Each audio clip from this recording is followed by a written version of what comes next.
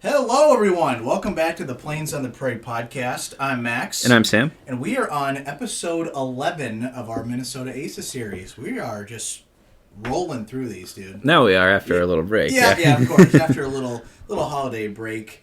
This one is quite expansive. Again, kind of in the theme with not all of our previous episodes, but a good amount of them.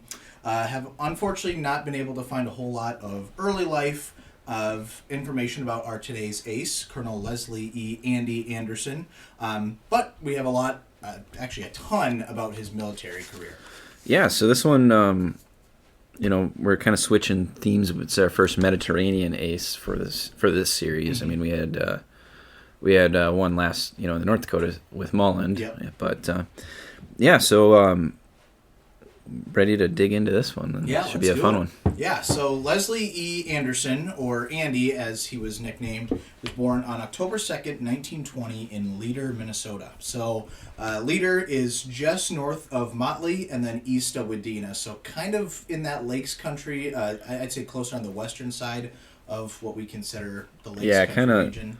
Yeah, Leader is just a tiny town, I think. Mm-hmm. I don't even know how many people. It's less than 100 at this point. But yeah, kind of just east of all the Perham Lake. Yep. But kind of right in between the lakes countries, like the Brainerd Lakes and the Detroit Lakes area. It's kind of, if you guys are having trouble figuring out where that is, because I had to look up where Leader was. Oh. I know that area decently well, but not well enough, I guess, to know Leader. But yeah. So. Well, Andy did not stick around in Minnesota because at a young age he became a cabbie in Washington, D.C., and then was also a teamster in Chicago prior to the United States joining the war effort in 1941. So Andy enlisted in the U.S. Army Aviation Cadet Program on March 7th, 1942, and was awarded his pilot wings and commissioned as a second lieutenant on February 16th, 1943 at Napier Field. I hope I pronounced that right. Yep. In Alabama. There he was assigned to the 96th Fighter Squadron of the 82nd Fighter Group, stationed or fighting in North Africa in May of 1943, flying the very famous Lockheed P-38 Lightning. What was the German nickname? The fork-tailed devil? Fork-tailed devil, yeah, yep. Awesome. Yeah, and the Lightning, everybody wanted to get into it because it was fast. Everybody liked the idea of two engines. You can have a little bit, of safety. I mean, that still applies today. Like myself as a pilot, two engines always make me feel a little nicer. Yeah. But yeah, the Lightning, this was kind of the earlier renditions of the Lightning. You're looking at the F and the G models, maybe into the H at this point. Cool. So. Very cool.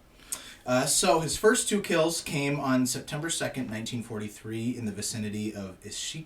Ischia. Ischia? It's an island in Italy. I was going to say, so although he was flying out of North Africa in that region, most of his kills kind of occur in either the Balkans or, let's say, Greece or obviously Italy in the Mediterranean. So I think that's the only one that we might have trouble pronouncing because the name of the other ones are pretty well known. But he did score those two kills against BF-109s on that date and also had a probable against the BF-109 that day as well. Yeah, and then at this point, Operation Husky, the invasion of Sicily, already occurred. So they were kind of, I'm guessing they were kind of in this transition. We'll talk a little bit in the squadron history, but eventually they started basing in Italy as the war progressed. Gotcha. So he scored another two kills in one day on December 6, 1943, over Athens, Greece. Once again, those were BF-109s. And his fifth and final confirmed kill came actually on December 10th, 1943, over Sofia, Bulgaria, we believe. There was some discrepancies with the mission report, but December 10th, 1943. Happy birthday, Max. Thank you. I was going to say, I'm trying to do the math in my head. Obviously, I'm not a math guy. 1996 minus 1943. Sam, you're smart. 53. 53 years before I was born. There you go. What a cool birthday gift. And so you guys know, it is. I mean, so you guys know the mission reports are kind of how we dig up a lot of this information. We see we have a lot of books. Like if you're looking for good sources on the Mediterranean Air War, there is a series called The Mediterranean Air War by Christopher Shores. Sadly, he just passed away, but he was in his upper 80s, just a super great researcher. He has a 5-volume series that probably equals about 2,500 pages, where it even boils down to the time of day. I was going to say, we were talking before we started recording. Sam, do you want to mention what time one of these kills came at? Yeah, I'm going to have to shuffle through the book. Oh, I didn't see it wasn't the most relevant, but it was, I believe, so here's his December 10th victory. Or sorry, December 6th. He shot down 2 BF-109s and a P-38G over Athens sometime between 11:50 and 12:30 local time. Unbelievable. So it has it down to about 40 minutes of range based off of when they arrived over the target using the mission reports. So in these books, that's great, but our 5th victory, that one over Sofia, had to dig up on a mission report that was, being photocopied over the, and probably worn out. On microfilm and all that Microfilm, stuff. yeah. So it said Sofia, I believe Bulgaria. I mean, there might have been other Sofias, but it kind of checks with where the 82nd Fighter Group kind of was, at this time. So Gotcha. So that was his 5th kill. After that, he was transferred to the 305th Provisional Wing in late December of 1943. Just a quick note, the 15th Air Force did not have its own fighter command. So instead, each fighter group was attached to different bombardment wings within the 15th Air Force until the February of 1944, which is kind of interesting. Yeah. I don't think the 8th or 9th Air Force really did that. No. I was trying to figure out why. I couldn't. I should have dug more on the 15th Air Force itself, but it did eventually end up having its own fighter command in February. Gotcha. So he returned stateside in November of 1944, I assume either in administrative or training capacity, and then served in Japan post-war as an advisor in 1946 through 1948. Following that, he was assigned to the 42nd SCU at Bolling Air Force Base in Washington, D.C. from September of 1948 to March of 1951, and then commanded the 45th SCU at Kelly Air Force Base in Texas from March of 1951 through April of 1952, with some of that time being posted at Wheelus Air Force Base in Libya in North Africa prior to its takeover by the Libyans. After that, he was assigned to the headquarters staff at the United States Air Force in Europe, in Germany, from April of 1952 to July of 1954, and then served on the headquarters staff of the Continental Air Command at Mitchell Air Force Base in New York from August of 1954 to August of 1957.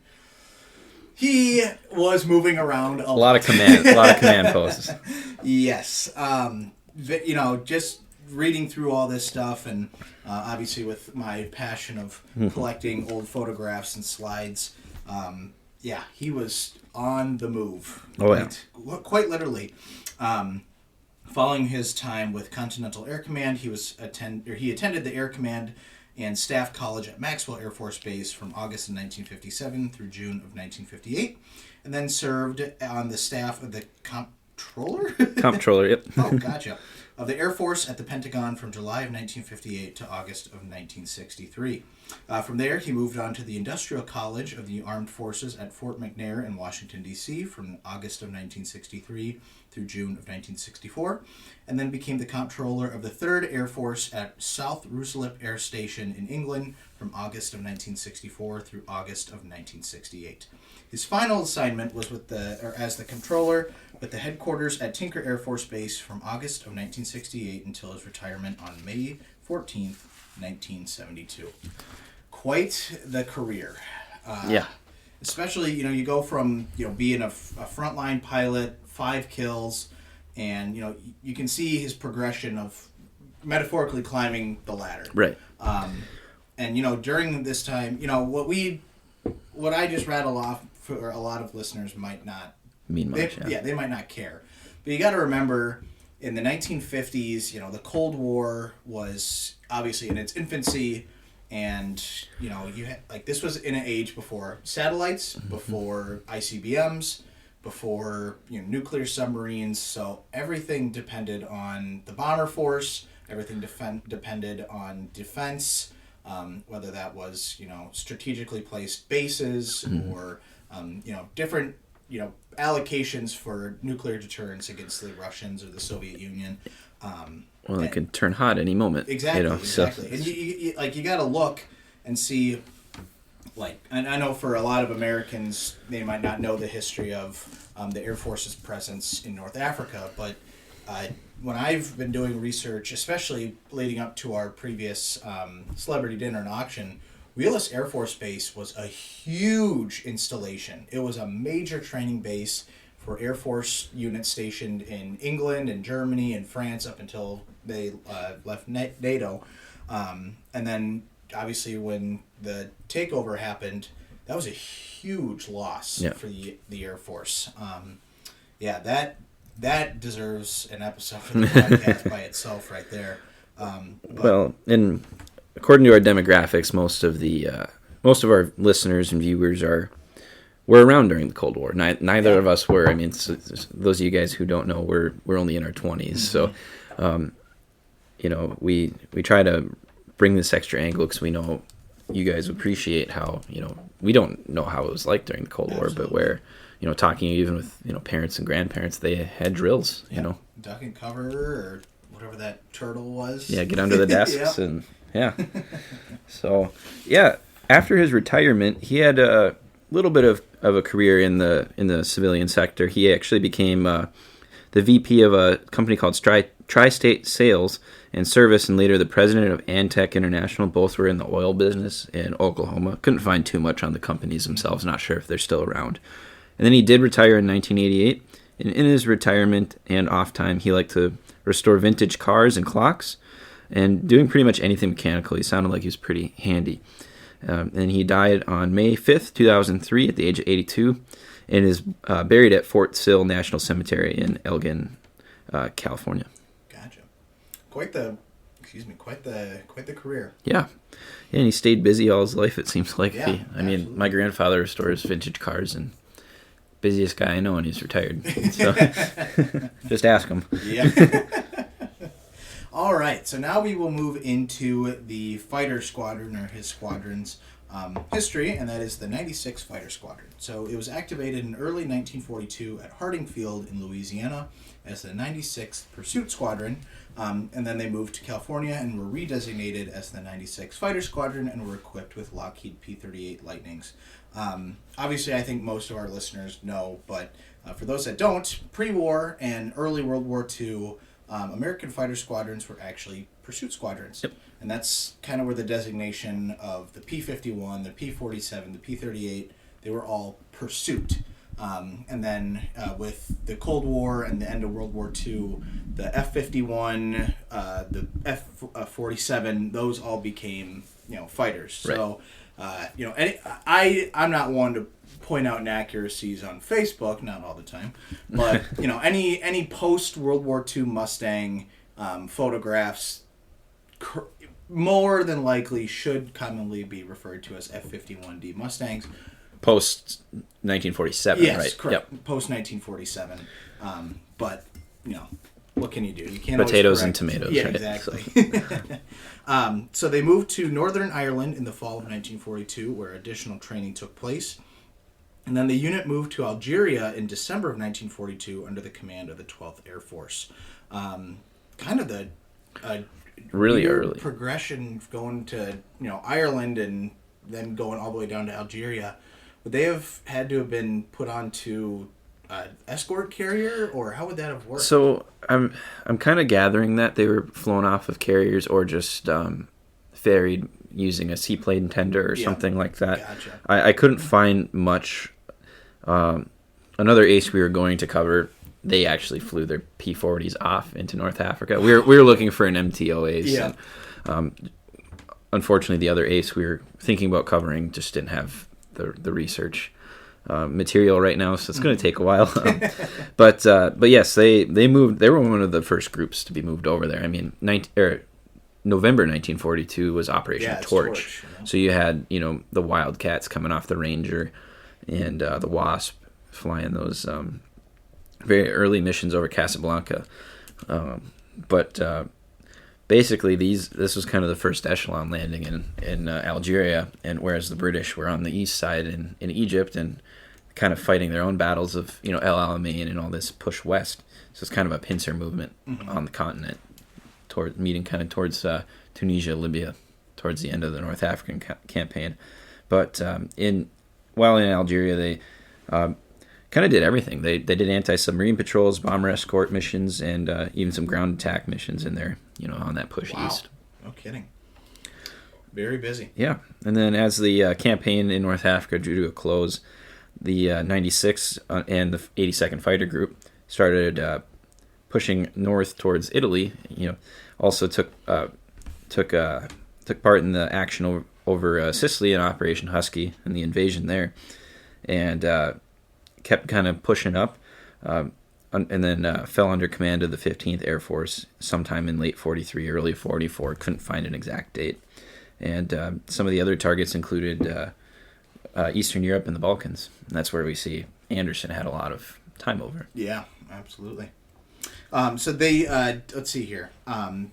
We said that they had fallen under the command of the 15th Air Force. Then they took part in the escorts against the Palesti oil fields. I know a lot of people are aware of, the famous operations to hit those fields, but they were actually the ones protecting those liberators, which is a really fascinating, really cool tidbit. The squadron remained based in Italy until after the surrender of Germany, being deactivated in September of 1945. Interestingly, as a whole, the 82nd Fighter Group downed 194 total German or just Axis aircraft. Yeah. One of the books you brought in this morning has a really cool cover art, not related whatsoever, but it's a British Mustang shooting down a Croatian Bf-109, which, you just got to think, especially with the Balkans, a lot of the countries being aligned with Germany or the Axis during the war, you would have seen all sorts of wild dogfights. Yeah, so, Hungarian 109s, you got the IAR-80s from Romania and their 109s. So it's very interesting. I mean, the Balkans are kind of something I'd love to research more. I mean, I know I'm more of a Pacific guy lately, but the Balkans MTO is a very fascinating theater to me because it's just so many different, characters, I guess, in the game. That's the best way I would describe it. Yeah, and a little spoiler tidbit. We have another 82nd Fighter Group ace. So I think he was a 5 or 6 victory ace. And so 10 of these victories came from Minnesotans, at least. So it's kind of cool. Can thank us. Yeah. All right. So the 96 was reactivated in 1947 at Greener Field in New Hampshire and were equipped with P-51 Mustangs under Strategic Air Command as a fighter escort unit. Sorry about that. It's supposed to be F-51 Mustangs. It's all right. I'll let it slide this time. They were deployed to Ladd Air Force Base in Alaska from April to June of 1948 and briefly attached to Combat Air Command before being deactivated in October of 1949. Now, as with many Cold War units, as obviously the Cold War revamped or got ramped up, they were reactivated in 1952 as the 96 Fighter Interceptor Squadron and assigned to the 47th, wow, forgive me. 4710th, we'll just call it. 4710th Defense Wing under Air Defense Command, and they were based at Newcastle Air Force Base in Delaware, equipped with early Lockheed F-94A and B Starfires. They stayed there until being deactivated in early of 1958. They were reactivated once again in 1972 and then redesignated as the 96 Flying Training Squadron, flying Cessna T-37 Tweets at Williams Air Force Base in Arizona, and they were deactivated again in 1993 when Williams Air Force Base closed permanently. They have been reactivated again in 1998 at Laughlin Air Force Base in Texas and are currently flying T-38s, T-1s, and T-6 Texan IIs. Quite the fascinating history. Yeah. And kind of touching all the bases for, I'd say, a World War II originating from World War II fighter squadron working their way through the Cold War and up through today. It's kind of cool to trace the lineages of the training squadrons that exist within the Air Force today. I know a few guys through the Air Museum who were assigned to squadrons during the Vietnam War, and in particular the 559th Tactical Fighter Squadron that flew F-4s during Vietnam. They're now a training squadron out of Laughlin, I believe, flying Oh gosh, probably T6 Texan 2s, but I could be very wrong on that. Well, and something that, just not as a military guy myself, is really fascinating how they are so passionate about their history of the squadron, even though it's just a whole different face of what they used to do. But that's just something I always found just so fascinating. Yeah. And something that's been really neat about this series in particular is, I think, I couldn't tell you how many haven't been, but most of our squadrons that we've covered so far are still around. Yeah, I mean, that's true. The only one I can think of off the top that isn't is the, with Stenseth, all the World War I aero squadrons, they're not directly linked to any squadron anymore just because the U.S. went right back to isolationism and wanted to go back home. So, but yeah, this was a fun one. Yeah, and we should mention, unfortunately, there's not a whole lot of P-38s left flying in the world. So, unfortunately, we haven't been able to find any 82nd Fighter Group or 96th Fighter Squadron Lightnings out there. So, if there is one, let us know. Or if you own one and want ideas on how to repaint yours, let us know, and we would be happy to provide information. But with that, Sam, anything else? Any announcements? No, this was a fun one, and we'll keep kind of plugging away. We have some interviews with some family members of some of the aces coming up, so we might do a similar style to the Hennen episode, or at least just be able to gather a lot of research. So I'm pretty excited for that. Yeah, a lot of exciting things on the horizon for 2025 for this podcast. It's looking good. I'm excited. Yeah. Alrighty. Cool. All right. Well, thank you all for listening, and we'll catch you on the next one. All right. We'll see you.